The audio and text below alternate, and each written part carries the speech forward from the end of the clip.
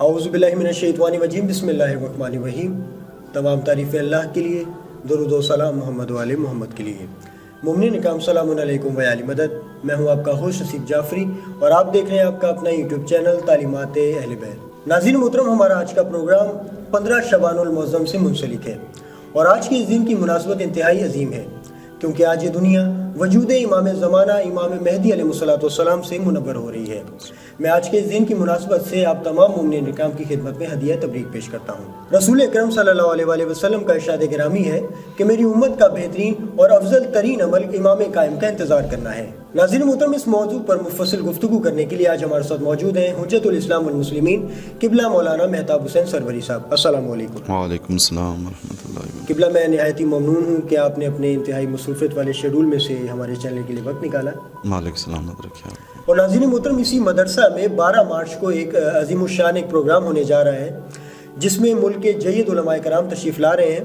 پنجاب کے مومنین اکرام، خصوصاً فیصل آباد کے مومنین اکرام سے التماس ہے کہ آپ لازمی اس پروگرام سے مستفید ہوں۔ قبلہ، روایات کی روشنی میں امام مہدی علیہ السلام کی ولادت کو بیان فرمائیے گا اور یہ بھی بتائیے گا کہ کس طرح سے اللہ تعالیٰ نے تمام انتظام کیا اور امام مہدی علیہ السلام کی ولادت کو تمام عام لوگوں سے مخفی رکھا گیا۔ السلام علیکم۔ بسم اللہ الرحمن الرحیم۔ الحمدللہ رب العالمین والصلاة والسلام علی محمد وآلہ الطیبین الطاہرین المعصومین۔ سب سے پہلے تو امام مہدی عجل اللہ فرجہ الشریف علیہ السلام کی ولادت باسعادت کی مناسبت سے تمام مومنین اور بالخصوص ناظرین کی خدمت میں ہدیہ تبریک عرض کرتا ہوں۔ امام مہدی علیہ السلام کی ولادت باسعادت کے حوالے سے اگر مختصر ترین روایت کو مختصر کر کے ناظرین کی خدمت میں عرض کیا جائے تو روایت میں ہے کہ 255 ہجری اور 14 شعبان المعظم کی شام تھی، یعنی 15 شعبان المعظم کی رات۔ امام عسکری علیہ السلام نے اپنی پھوپھی جناب حکیمہ خاتون علیہ السلام سے فرمایا کہ پھوپھی جان، آپ آج کی شب میرے پاس ٹھہر جائیے، اللہ کی ذات آج کی شب مجھے فرزند عطا کرنے والا۔ سبحان اللہ، سبحان اللہ۔ بی بی حکیمہ خاتون فرماتی ہیں کہ میں نے امام حسن عسکری علیہ السلام سے کہا، اے میرے مولا، میں تو بی بی نرجس سلام اللہ علیہا میں کسی ولادت کے آثار نہیں دیکھ رہی، تو کس طرح آج کی شب آپ کے ہاں بچے کی ولادت ہو رہی ہے؟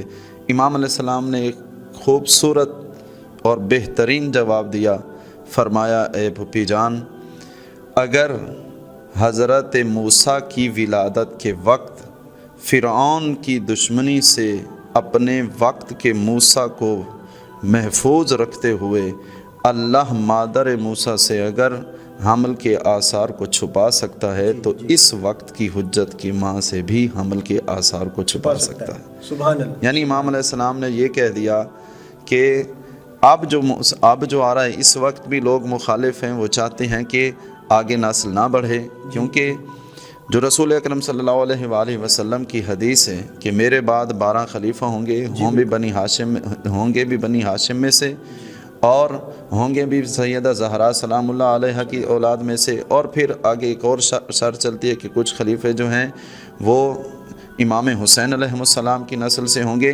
وہ جو 12 کا عدد ہے سوائے امام مہدی علیہ السلام والے سلسلے کے اور کسی اور پر پورا نہیں ہو رہا۔ جی بالکل، جی بالکل۔ اب لوگ امام عسکری علیہ السلام تک تو پھر بھی ایک سلسلہ چل رہا تھا کہ یہ ابھی 11ویں ہیں یا 10ویں ہیں یا 9ویں ہیں، جو بھی تھا، مگر اب انتظار میں تھے کہ کسی صورت میں بھی ہم نے 12واں جو اب ان کے گھر میں آنا ہے اس کو ہم نے کسی صورت میں بھی نہیں چھوڑنا اور ہم نے اس کو نیست و نابود کرنا ہے تاکہ ہماری حکومت وہ قائم و دائم رہے اور ہم اپنے مفادات کو حاصل کرتے رہیں۔ اللہ تبارک و تعالی نے اس وقت کے فرعون سے اپنے موسیٰ کو بچایا، جی بالکل، اور اس وقت کے فرعون سے بھی اپنے موسیٰ کو بچایا۔ جی سبحان اللہ۔ بی بی حکیمہ فرماتی ہیں کہ میں ٹھہر گئی رات کو اور میں عبادت کرتی رہی کہ ٹھیک ہے کہ جب درد ذہ ہوگا اور پھر جب ضرورت ہوگی تو پھر میں جو بھی مدد کی ضرورت ہے میں مدد کروں گی۔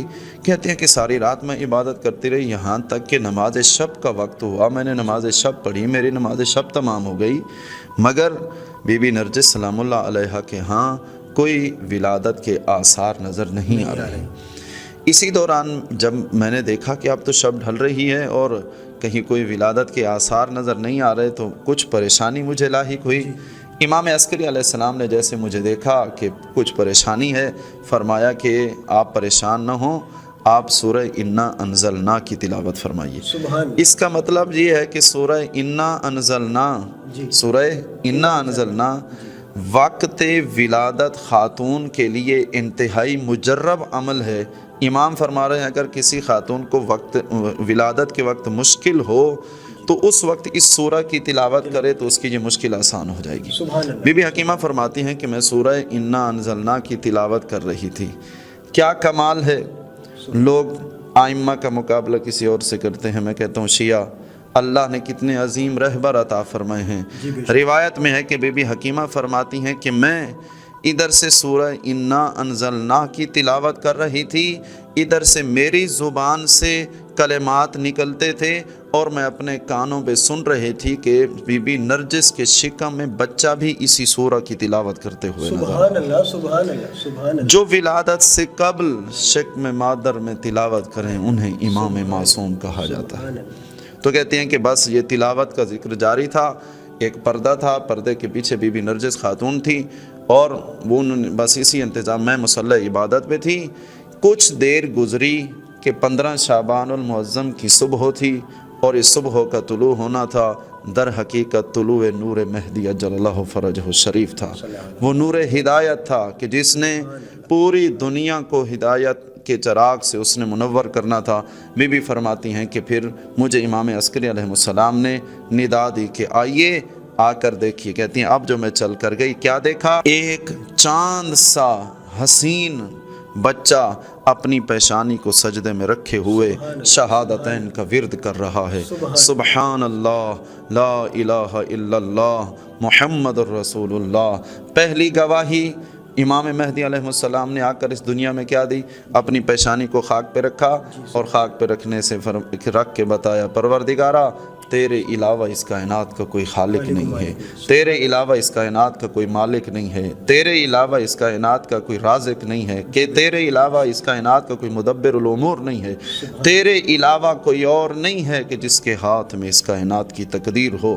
پھر کیا فرمایا، اس سے جملہ آگے بڑھا، پھر فرمایا میں گواہی دیتا ہوں محمد مصطفیٰ زہرا کے بابا کے علاوہ کوئی خاتم النبیین نہیں ہے۔ اور تیسرا فرمایا میں گواہی دیتا ہوں، امام مہدی علیہ السلام نے فرمایا میں گواہی دیتا ہوں سلطان الانبیاء خاتم المرسلین کے بعد ہمارے جد مولا علی علیہ السلام کے علاوہ کوئی اور خلیفہ اور نائب رسول نہیں ہو سکتا۔ اور پھر روایت کہتی ہے کہ پھر پورے عقیدے کا اظہار فرمایا اور فرمایا کہ میں اس کے بعد میں اعتقاد رکھتا ہوں کہ اس کے بعد امام حسن علیہ السلام ہے، اس کے بعد امام حسین علیہ السلام ہے، اس کے بعد امام زین العابدین علیہ السلام ہے، سارے ائمہ کی امامت کی گواہی دی۔ اور پھر جب اپنے نام پر پہنچے تو فرمایا پروردگارا مجھے بھی یہ توفیق عطا فرما کہ میں تیرے امر کو زندہ رکھوں اور عدل و انصاف کو قائم کر دوں۔ بی بی حکیمہ فرماتی ہیں کہ بس اس وقت ایک اور روایت میں ہے کہ یہی وقت تھا کہ جب ولادت ہو گئی امام علیہ السلام کی، کچھ دیر کے بعد اس گھر طہارت کے اوپر پرندے جمع ہو گئے۔ سبحان اللہ۔ گویا میں اس روایت کا یوں ترجمہ کرتا ہوں، گویا اور یہ حقیقت ہے وہ اپنی زبان میں امام عسکری علیہ السلام کو مبارک دے رہے تھے اور کہہ رہے تھے اے حجت دوران تجھے مبارک ہو، ہمارا مہدی آج ان کی ولادت باسعادت ہو گئی ہے۔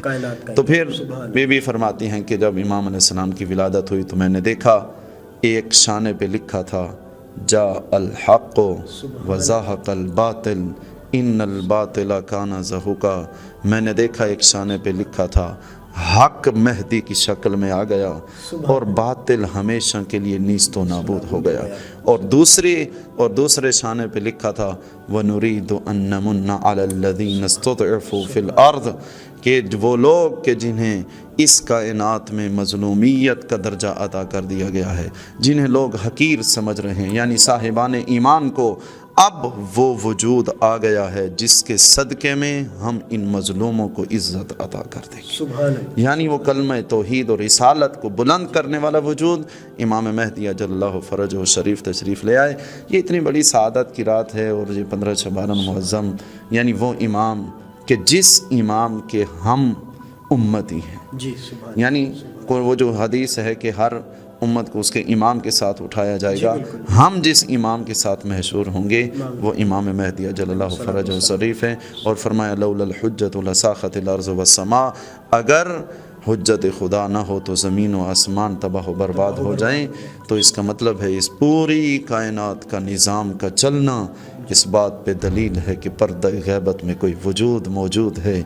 وہ مہدی دوراں ہیں جن کے صدقے میں یہ سارا رزق کا اہتمام چل رہا ہے. رب ساری کائنات کو اپنی نعمتیں عطا کر رہا ہے. یہ صرف اور صرف وہ نرجس کا لال ہے جس کے صدقے میں یہ ساری کائنات چل رہی ہے. دعا ہے کہ خالق کائنات ہمیں امام علیہ السلام کے حقیقی سپاہیوں میں شمار فرمائے. الہی آمین، الہی آمین.